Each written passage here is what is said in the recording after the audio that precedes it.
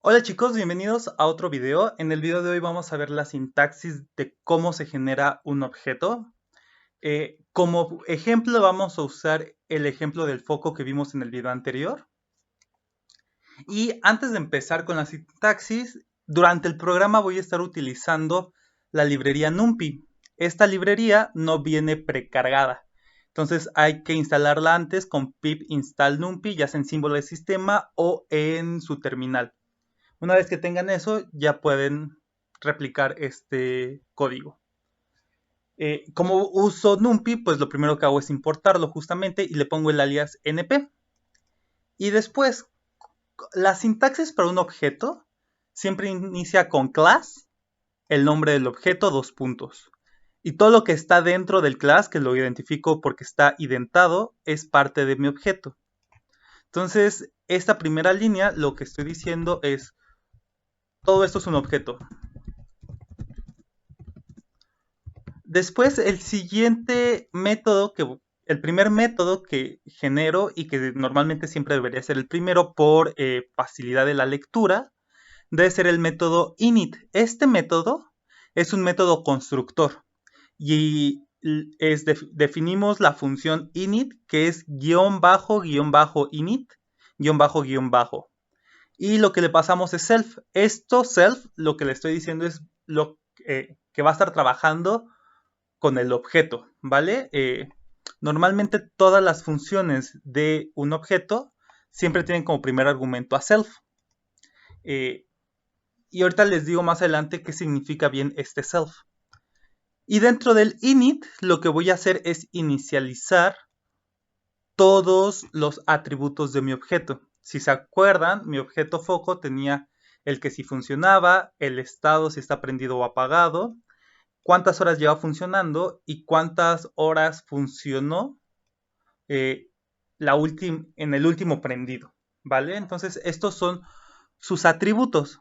Esos atributos se deben de poner siempre en el init.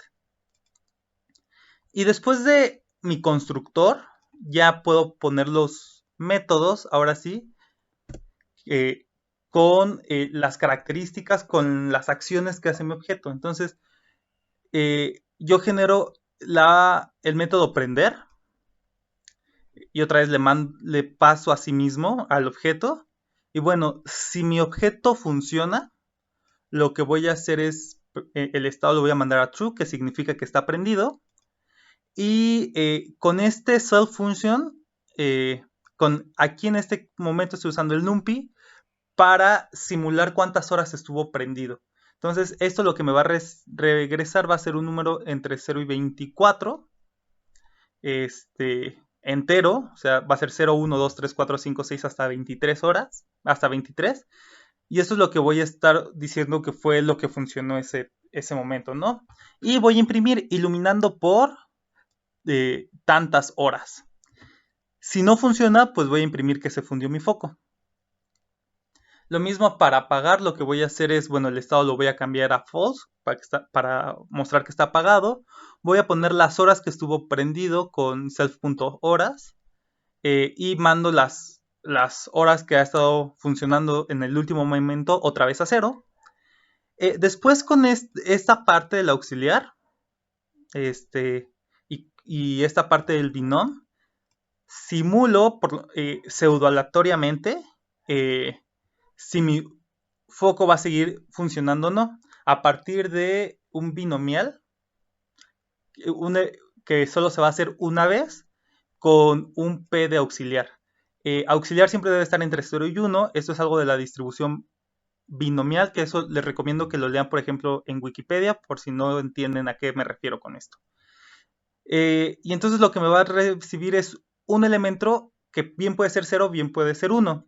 Normalmente esto me lo regresa como lista, por eso hago el casting a entero, ¿vale? Para que este binomial sea un entero. Si el binomial es 1, significa que se fundió mi foco y entonces funciona, lo mando a false. Si no, pues va a seguir funcionando y imprimo que ya apagué el foco. Y bueno, si funciona, si sigue funcionando, pues voy a imprimir sigue funcionando, y si no, voy a imprimir que se fundió después de tantas horas trabajando.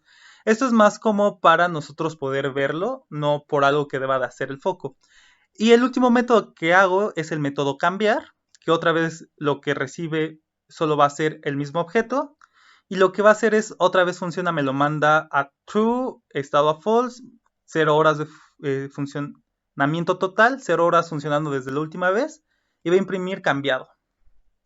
Entonces, todo este código sería mi objeto foco, ¿vale? Y ahora, ¿cómo lo llamo? ¿Cómo creo un objeto ya en mi código? Bueno, esto bien puede estar en otra clase, y entonces tendríamos que importar la otra clase, el otro archivo. Pero bueno, en este caso, como lo hicimos con las funciones, en este caso, como es el mismo archivo, solo lo cargo, lo compilo, control enter, compilo mi celda, me voy a la siguiente celda, ¿no? Entonces ya lo tengo cargado. Y aquí genero una variable, y esa variable le voy a llamar foco, ¿no? Entonces aquí estoy llamando a mi objeto. Cuando, entre paréntesis, ¿vale? Cuando yo hago esta línea de que una variable sea mi objeto con los paréntesis, lo que estoy haciendo es llamando al init de inmediato.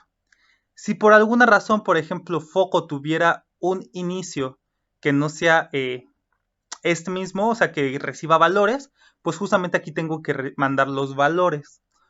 Por ejemplo, este sería un objeto, ¿no? Un objeto binomial, y este recibe dos valores, ¿no? Entonces aquí los estoy mandando. Entonces aquí lo mismo, en este caso no recibe valores, por eso no le mando nada. Y aquí digo, mientras f punto funciona, aquí lo que estoy diciendo es el atributo funciona de f con este punto. Mientras siga funcionando, entonces f punto funciona, estoy llamando el atributo funciona del init. Lo prendo y lo apago al foco. Si se dan cuenta, los métodos sí deben de venir con paréntesis, ¿vale? El método prender y el método apagar vienen con paréntesis. Y bueno, cuando ya no funcione, pues lo que voy a hacer es cambiar. Y bueno, voy a poner esta línea para que veamos también el tipo. O sea, si yo le pido el tipo de mi foco, ¿qué es lo que va a hacer? Entonces lo corro y se dan cuenta, lo prendió 0 horas, ¿no? Sigue funcionando 16 horas y así sigue. Prende y apaga, prende y apaga, prende y apaga. Y después de 554 horas trabajando, que eso se hace a partir de la simulación con el binomial, se fundió después de 554 horas trabajando y lo cambia, ¿no? Entonces aquí justo imprime que ya lo cambió. Y podría seguir manteniéndolo trabajando las veces que yo quiera. Si se dan cuenta, al último pedí que me imprimiera el tipo. El tipo es una clase que está en el main y es foco. Lo cual esto es interesante, porque eso significa que Python, todos sus objetos son de tipo class. O sea, son clases, es decir, son objetos. Por eso digo que Python es un programa, un lenguaje orientado a objetos, porque todo lo que hay en Python es un objeto. Y bueno, chicos, eso sería todo por el video de hoy. En el próximo video vamos a ver las características que tiene un objeto, además de atributos y métodos. O sea, qué más puedo hacer con objetos. Entonces nos vemos en el próximo video. Chao.